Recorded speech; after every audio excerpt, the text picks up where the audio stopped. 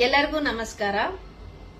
ಇನ್ನೇನು ಅಧಿಕ ಮಾಸ ಶುರು ಆಗ್ತಾ ಇದೆ. ಎಲ್ಲರೂ ದಾಸರ ಪದ ಆಯ್ತು, ವಿಷ್ಣು ಸಹಸ್ರನಾಮ, ಲಲಿತಾ ಸಹಸ್ರನಾಮ, ಹಾಗೆ ಹನುಮಾನ್ ಚಾಲೀಸ, ರಾಮರ ಭಜನೆ, ಕೃಷ್ಣನ ಭಜನೆ, ಹೀಗೆ ಹಲವಾರು ದೈವ ದತ್ತವಾದಂತ ಒಂದು ಸೇವೆಯಲ್ಲಿ ತೊಡಗಿಸಿಕೊಳ್ತಾರೆ. ಅವರವರದೇ ಸಂಘಗಳನ್ನ ಮತ್ತೆ ಗ್ರೂಪ್ಗಳನ್ನ ಮಾಡಿಕೊಂಡು. ಸೊ ಇಲ್ಲಿ ಅಧಿಕ ಮಾಸ ಶುರು ಆಗ್ತಾ ಇದೆ. ಅಧಿಕ ಅಂದ್ರೇನೆ ಸ್ವಲ್ಪ ಸಮಯದಲ್ಲೇ ನಾವು ಒಳ್ಳೆಯ ಕೆಲಸ, ಒಳ್ಳೆ ದಾನ ಧರ್ಮ, ಪೂಜೆ ಪುನಸ್ಕಾರಗಳನ್ನ ಮತ್ತೆ ಒಳ್ಳೆ ಬಡವರಿಗೆ ಒಂದು ಹೆಲ್ಪ್ ಆಗೋ ರೀತಿಯಲ್ಲಿ ಒಂದು ಒಳ್ಳೆ ಕಾರ್ಯನ ನಾವು ಮಾಡಿದ್ರೆ ಅದು ಮಲ್ಟಿಪಲ್ ಆಗತ್ತೆ ಪುಣ್ಯ ಅಂತ ಪ್ರತೀತಿ ಇದೆ. ಸೊ ಅದಕ್ಕೆ ಅಧಿಕ ಮಾಸದಲ್ಲಿ ಯಾವುದೇ ಒಂದು ಕೆಲಸವನ್ನು ಮಾಡಿದ್ರು ಪುಣ್ಯಕರವಾದ ಒಂದು ಕೆಲಸವನ್ನ ಮಾಡಬೇಕು. ಸೊ ನಾನು ಇಲ್ಲಿ ಒಂದು ಸಣ್ಣ ಒಂದು ಕೀರ್ತನೆ ಹೇಳಿದ್ದೀನಿ. ಉದಯಾಸ್ತಮಾನವೆಂಬ ಎರಡು ಕೊಳಗವನಿಟ್ಟು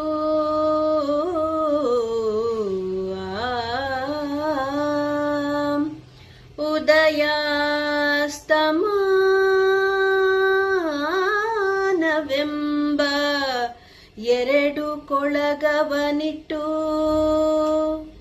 ಆಯುಷ್ಯವೆಂಬ ರಾಶಿಯು ಅಳಿದು ಹೋಗುವ ಮುನ್ನ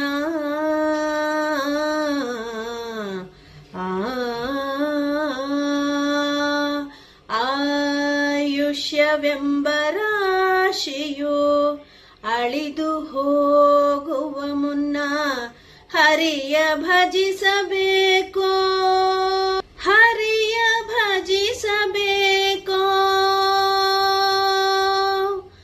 ಮನ ಮುಟ್ಟಿ ಭಜಿಸಿದರೆ ತನ್ನ ಕಾಯವು ಗಟ್ಟಿ,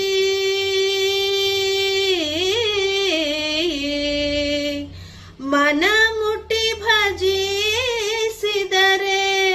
ತನ್ನ ಕಾಯವು ಗಟ್ಟಿ, ಅದನಂಬದಿದ್ದರೆ ತಾಪತ್ರಯವೆನ್ನಟ್ಟಿ, ಹದಗೆಟ್ಟು ಹೋದರೆ ನೀ ಕೆಟ್ಟಿ, ಪುರಂದರ ವಿಠಲನ ಕರುಣ ದೃಷ್ಟಿ ಯಾರ ಮೇಲಿದ್ದರೆ, ಪುರಂದರ ವಿಠಲನ ಕರುಣ ದೃಷ್ಟಿ ಯಾರ ಮೇಲಿದ್ದರೆ